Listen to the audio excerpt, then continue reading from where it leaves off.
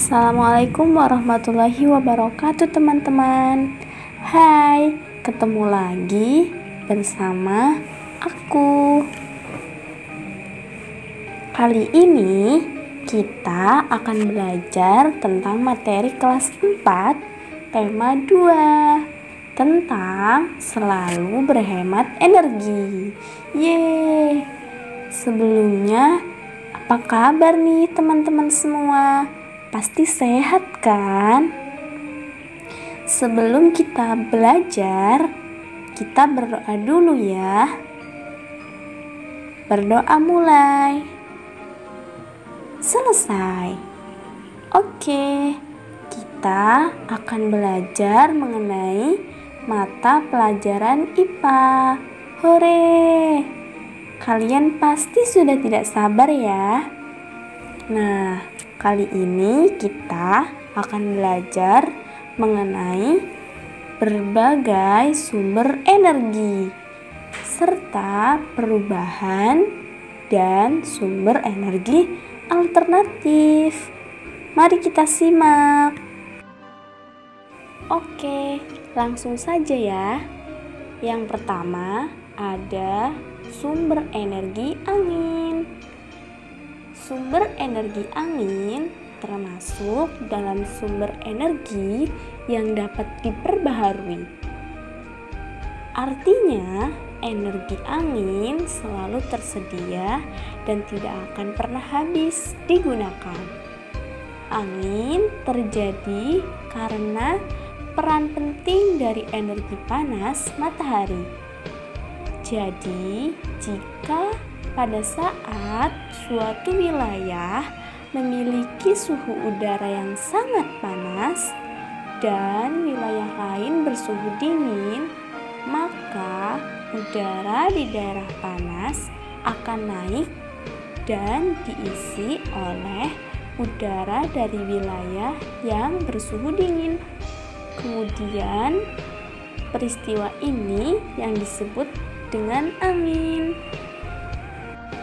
Selain itu, angin juga memiliki banyak peranan kehidupan loh. Apa aja sih?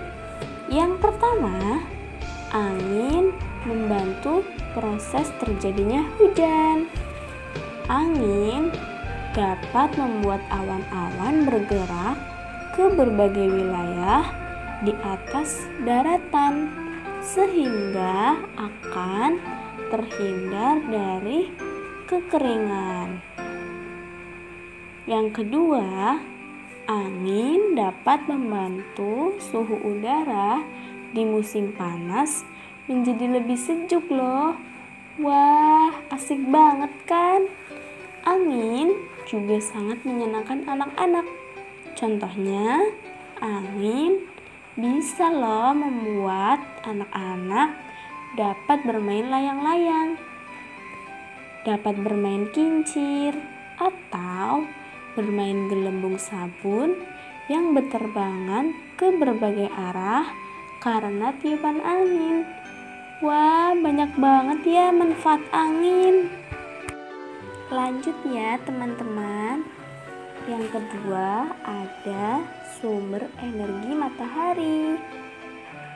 Matahari adalah sumber kehidupan di bumi. Matahari sebagai sumber energi yang terbesar di bumi dan yang dapat memancarkan panas dan cahaya sampai ke bumi. Cahaya matahari menerangi bumi sehingga kita dapat melihat semua makhluk hidup dan benda di siang hari.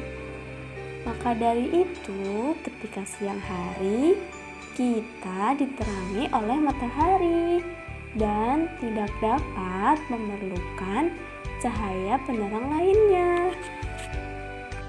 Selanjutnya, ada peran matahari bagi kehidupan kita. Teman-teman, ada yang sudah tahu belum? Apa aja sih peran matahari bagi kehidupan kita? Kita simak yuk. Yang pertama, matahari membuat terjadinya siang dan malam.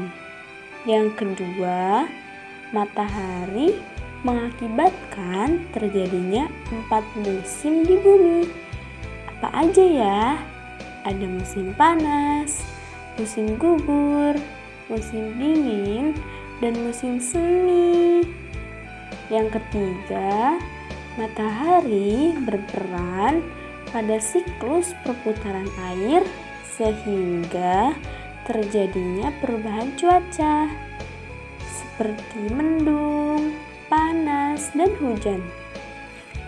Yang keempat, berperan pada proses terjadinya hujan yang membasahi daratan di seluruh bumi. Yang kelima, matahari berperan pada fotosintesis makhluk hidup di bumi.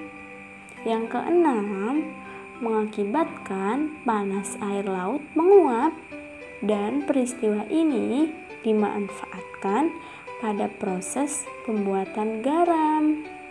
Yang ketujuh, cahaya dan panas matahari digunakan sebagai sumber energi pada panel surya.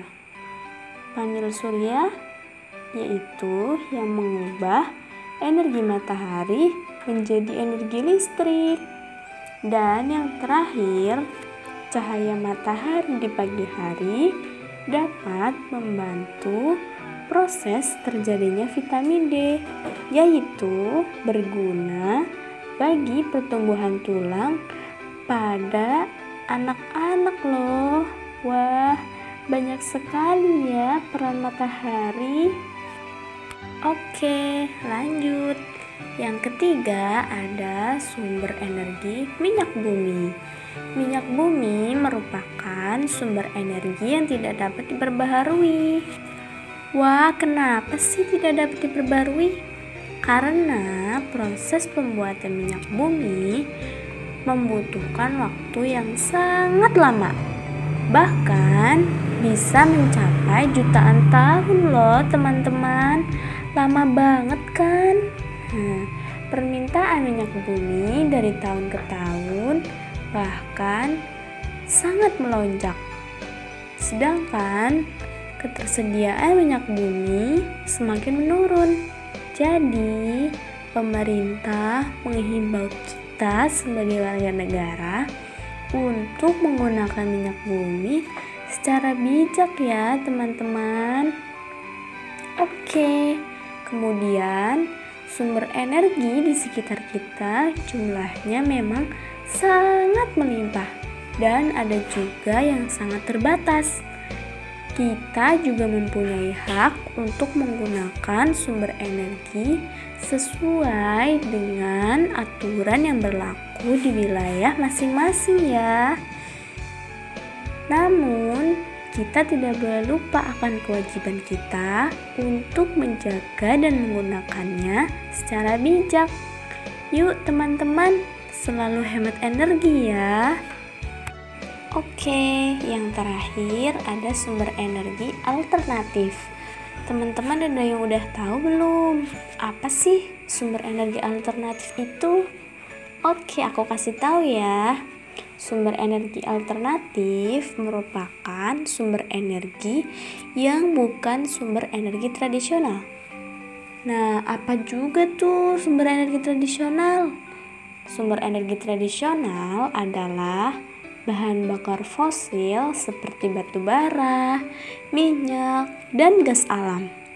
Sumber energi yang dikembangkan saat ini memanfaatkan sumber energi yang tersedia di alam dan tidak akan habis seperti matahari, angin, air, dan panas bumi. Nah, selanjutnya ada nih beberapa macam-macam sumber energi alternatif. Teman-teman simak ya. Yang pertama ada matahari. Energi panas yang dihasilkan oleh matahari dapat digunakan untuk memanaskan ruangan, memanaskan air, dan keperluan lain. Yang kedua, angin. Angin telah dimanfaatkan sejak dulu sekali karena sumber energi angin dapat membantu pada perahu layar dan kincir angin tradisional. Yang ketiga, air. Energi air biasa dimanfaatkan sebagai pembangkit tenaga listrik. Oleh karena itu, di PLTA atau pembangkit listrik tenaga air dibuat bendungan air di tempat yang tinggi. Kemudian yang keempat, panas bumi atau energi geotermal merupakan energi yang berasal dari panas yang disimpan di bawah permukaan bumi. Yang kelima, ada gelombang air laut. Nah, saat gelombang air laut memecah di pantai, itu akan menghasilkan banyak energi. Nah, energi ini dapat diubah menjadi energi listrik. Kemudian ada bahan bakar bio. Merupakan bahan bakar yang berasal dari makhluk hidup loh teman-teman, baik hewan maupun tumbuhan. Nah, bahan bakar bio ini berasal dari tumbuhan. Di antaranya tumbuhan berbiji yang mengandung minyak seperti bunga matahari, jarak, kelapa sawit, kacang tanah, dan kedelai. Bahan bakar ini dikenal sebagai biodiesel.